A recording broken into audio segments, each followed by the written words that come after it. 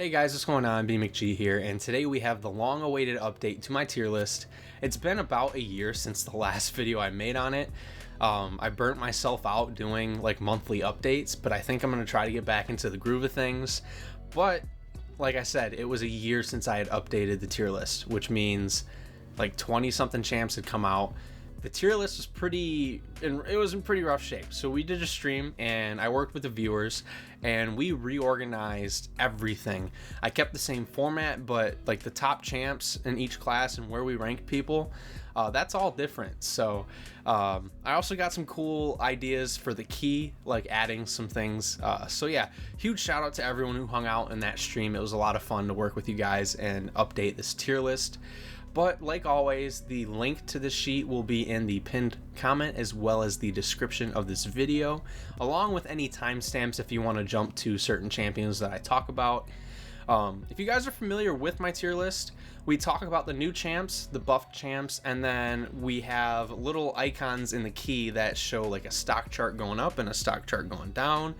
Those are champions that we will talk about a bit because I think it's gonna be a fun, little chat to have about some of these champs because a lot of them I have going down in value. But without further ado, let's start with the first new champion, or buffed champion I should say, because when the patch dropped we got buffed Mr. Sinister, and we have him ranked at number 9.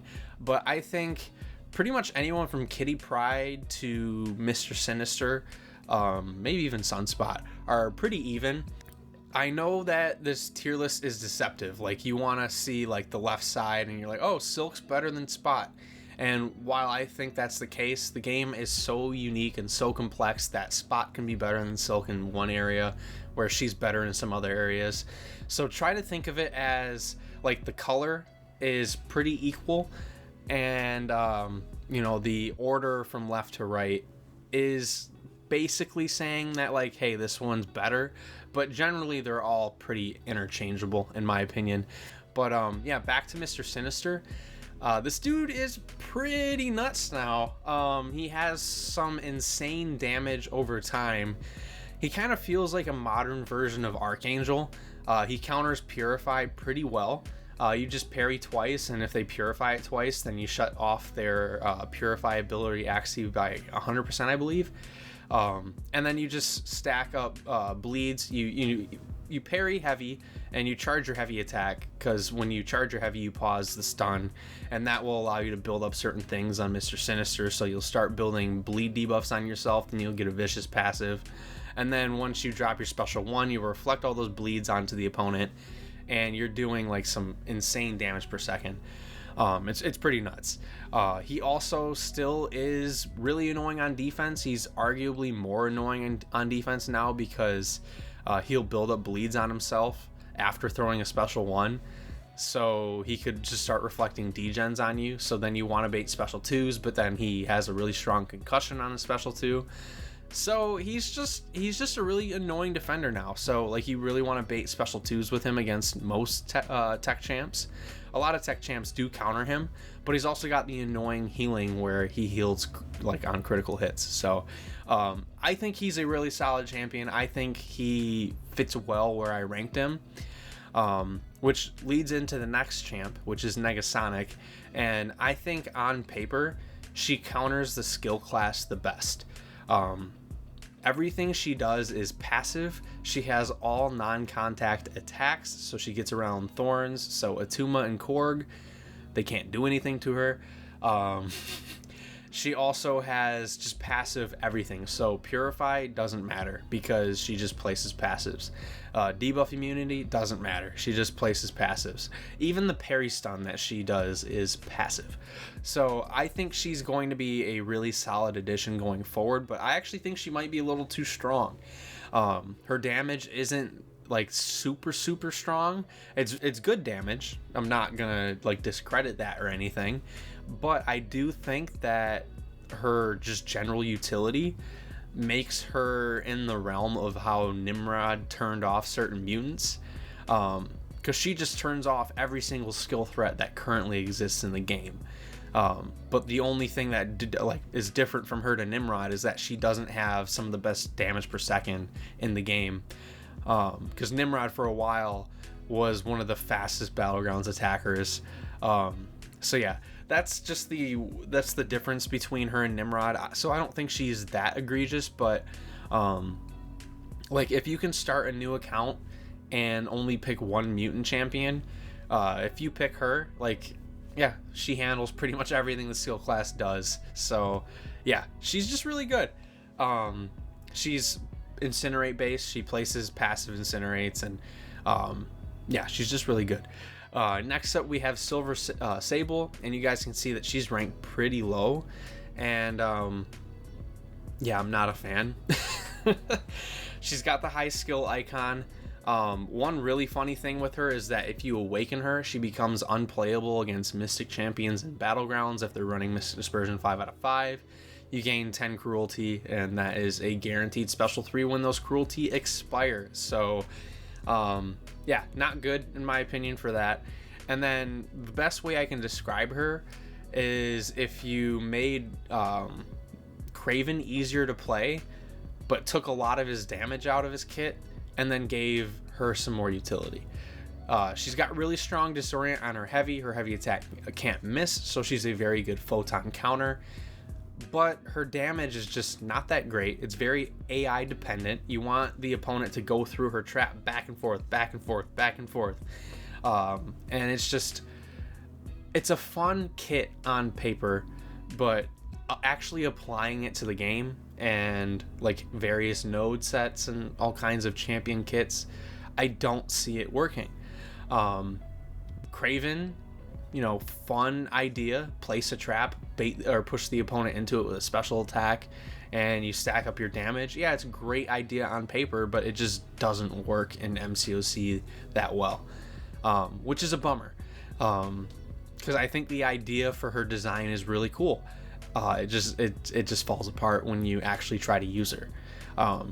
That being said, I think she's still a great champion. She's just not as good as every other champion in the game, which is the funny thing. Like, if you look at the tier list, there's really not that many yellow champs, really not that many red champs. Most champions in the game now are just pretty good. Like, I could restructure this to just, like, the green champs are just mid, but like they're not. They're actually really solid in comparison to like the rest of the game, but like being solid means you're average. So she's pretty average. Doesn't mean she's not good. She's still good. She's just stressful to play, and she has some of the issues that other champions have, like Kraven. So yeah, that's where I see her landing for now. I don't anticipate her going higher. Her damage, I don't think, really is that great. I don't think she's gonna make waves in Battlegrounds, and if you're not making waves in Battlegrounds, it's tough for you to earn rank up materials, because you know the champs you rank up for Battlegrounds you could just use in every other area of the game. So if you're not good in Battlegrounds, it's really hard to get ranked up unless you're someone like Aegon, which is what we're gonna move into, because he's got the value shift up. Aegon is literally only amazing in Necropolis or end game content, and Necropolis being a guaranteed way to get 2 rank 3 champions, that's a ticket to Valiant. His value has increased significantly for a while now, in my opinion.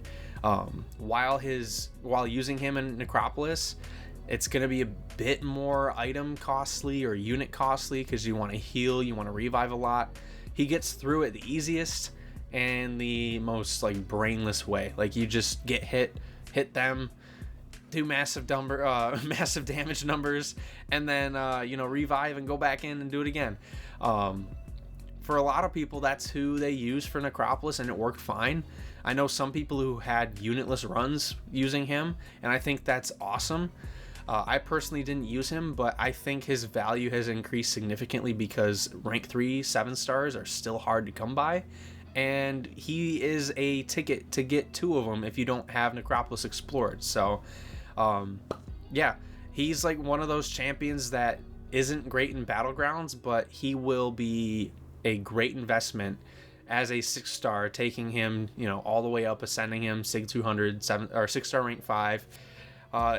It's gonna be worthwhile to get 2 rank 3 7 stars, and that's kind of the point I'm making. You have to be like that good outside of Battlegrounds to be worthy of rank up materials if you're not going to be useful in Battlegrounds. If you don't like Battlegrounds, then hey, completely disregard Battlegrounds. Silver Sable might be for you, but yeah, I'm not a fan of her personally.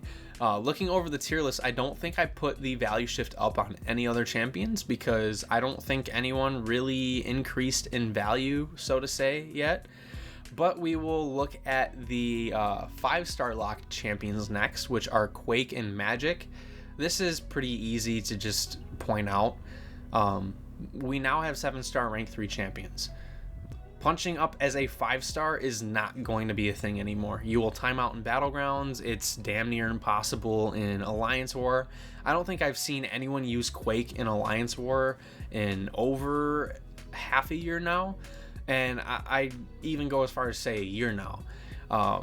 I think she's completely phased out as a 5-star champion. If you get her as a 5-star and 5 stars are your best champions, she's going to be great for you. Same with Magic, but they're not going to be pulling any weight in competitive game modes right now, I don't think, at least being 5-star locked champions. And I had to create a special thing on this tier list for them because I think they're the only champions left that aren't 6 stars. Rightfully so. They're both kind of the best at what they do. Magic's power control is just stupid, and Quake can kill opponents without hitting them. She turns off every ability. So yeah, some other champions I want to talk about are Falcon. He is a fun champ to talk about because he used to be so highly regarded for his defensive ability accuracy reduction, because you dash back, hold block, and then you basically turn off any defensive ability, and it's a good time.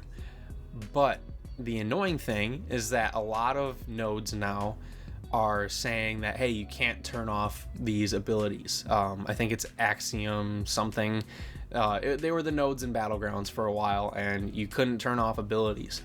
Or there's beneficial nodes in Act content, and you get like benefits from striking the opponent. If you're locked on, you will turn off those benefits. So Falcon, in my opinion, has pretty much been damn near useless, at least for me. I'm not saying that he's useless at all. That's why he's still, in the great area of the tier list. Because he's still great in Act 5, Act 6, some of Act 7. But he's started to fall off for me. I don't see him ever in Battlegrounds. He was really good as a 7-star rank 2 when, 7-star rank 2 is the highest thing out there. Because he hits hits hard when locked on. He's generally good in Battlegrounds, but he started to fall off and he's kind of slow.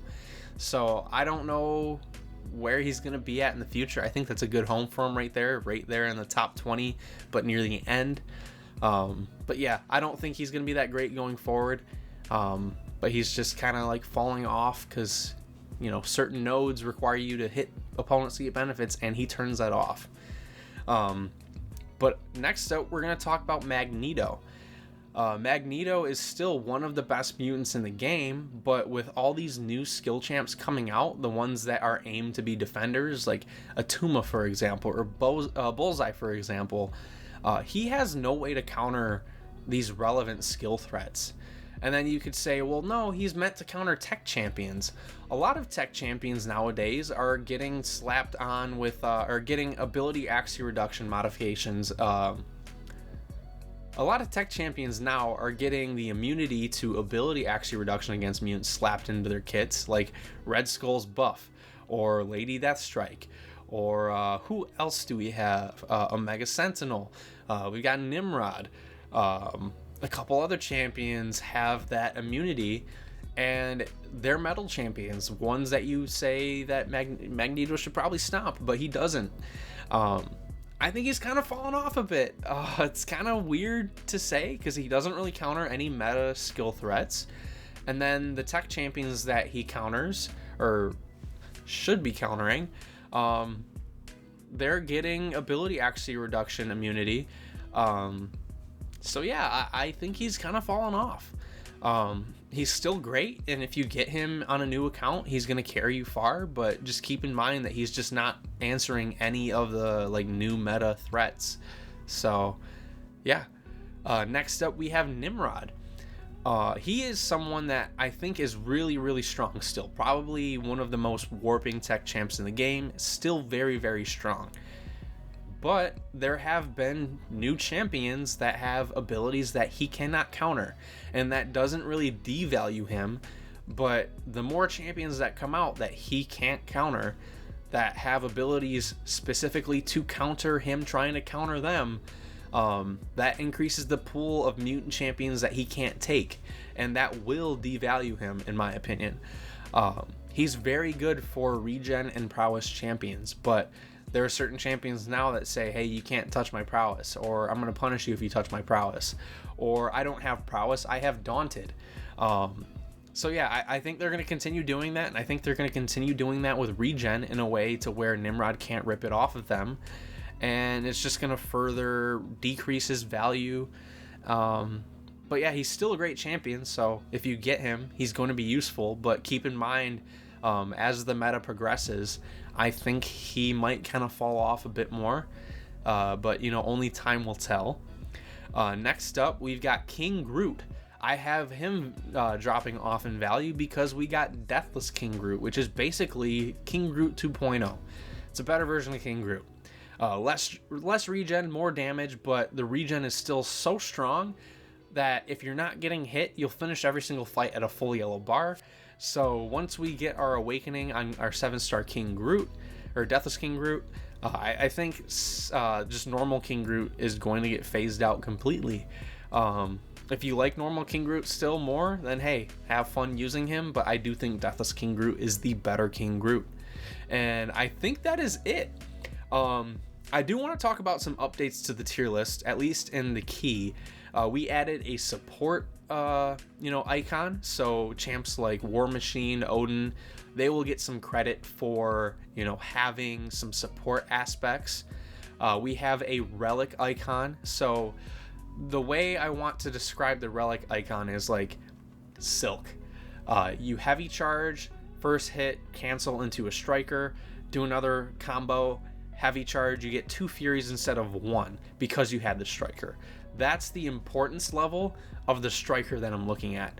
I'm not looking at like, oh, this relic makes this champion amazing. It's like stuff like that. I kind of want it to be like, this champion is elevated even more with this relic.